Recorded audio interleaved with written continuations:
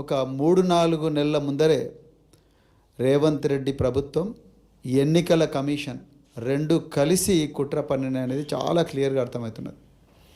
ఒక సరిగ్గా 40 రోజుల క్రితం భారత రాష్ట్ర సమితి వర్కింగ్ ప్రెసిడెంట్ కేటీఆర్ గారు, తర్వాత చాలామంది సీనియర్ నాయకులం అందరం కూడా కలిసి 20,000 బోగస్ ఓట్లు సృష్టించుకున్నారు కాంగ్రెస్ వాళ్ళు.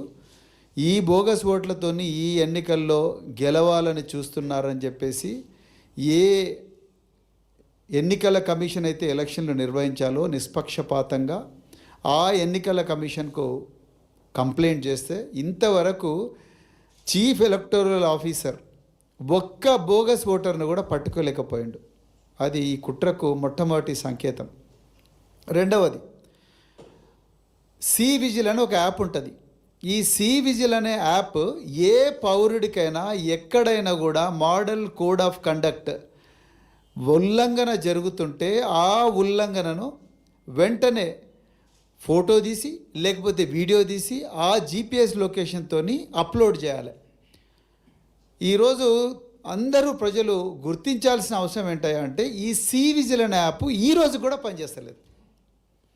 నిన్న డాక్టర్ దాసోజీ శ్రవణ్ గారు, నేను, పాడి కౌశిక్ రెడ్డి, తర్వాత Vishnuvardhan Reddy chief election agent, మేము 3-4 కలిసి ఎలక్షన్ అబ్జర్వర్ల దగ్గరికి హరిత హోటల్కు పోయిన తర్వాత డాక్టర్ దాసోజీ శ్రవణ్ గారితో ఆన్లైన్ ఒక లైవ్ డెమో కూడా ఇప్పించినాం.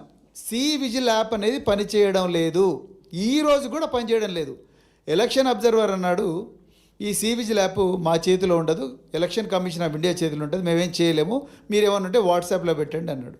ఎంతమందికి ఎలక్షన్ కమిషన్ అబ్జర్వర్ నెంబర్ తెలుసు?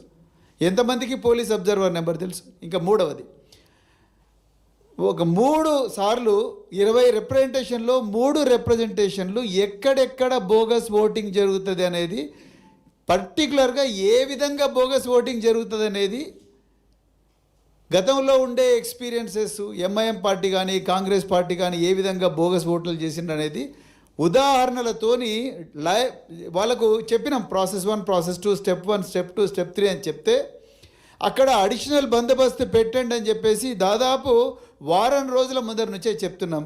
ఈరోజు మేము మా కళ్ళతో చూసినాం, నేను డాక్టర్ దాసోజీ శ్రవణ్ గారు. ఆ షేక్పేట డివిజన్లో చాలా బూతులలో కూడా అడిషనల్ బందోబస్తు పెట్టలేదు. ఇక మూడవది, ఈ బోగస్ ఓటర్లు ఆటోలల్లో తరలించబడ్డారు. వాళ్ళు పలాని ఫంక్షన్ హాల్స్లో ఉన్నారు, ఈ నిమిషంలో ఇక్కడికి పోతారు, ఆ నిమిషంలో అక్కడికి పోతారు, తర్వాత వీళ్ళు ఆటో నెంబర్లు, ఇది జీపీఎస్ లొకేషన్ అని లైవ్గా చెప్పుతున్నా కూడా ఒక్క పోలీస్ ఆఫీసర్ పోయి వాళ్ళని ఆపలేదు. మరి పోలీసు వాళ్ళు బయట నిలబడ్డారు, 5-6 మంది పోలీసు వాళ్ళు. ఎంట్రీ పాయింట్ ఒక దగ్గర పెట్టిండ్రు, ఎగ్జిట్ పాయింట్ ఇంకో దగ్గర పెట్టిండ్రు. ఎగ్జిట్ పాయింట్ నుంచి ఎంట్రీ ఇచ్చిండ్రు, ఎంట్రీ పాయింట్ దగ్గరనే బందోబస్తు పెట్టినట్టు చూపించిండ్రు. ఎగ్జిట్ పాయింట్ నుంచి బోగస్ ఓటర్లందరికీ ఎంట్రీ ఇచ్చిండు. ఇంతకన్నా తొండి ఏముంటుంది?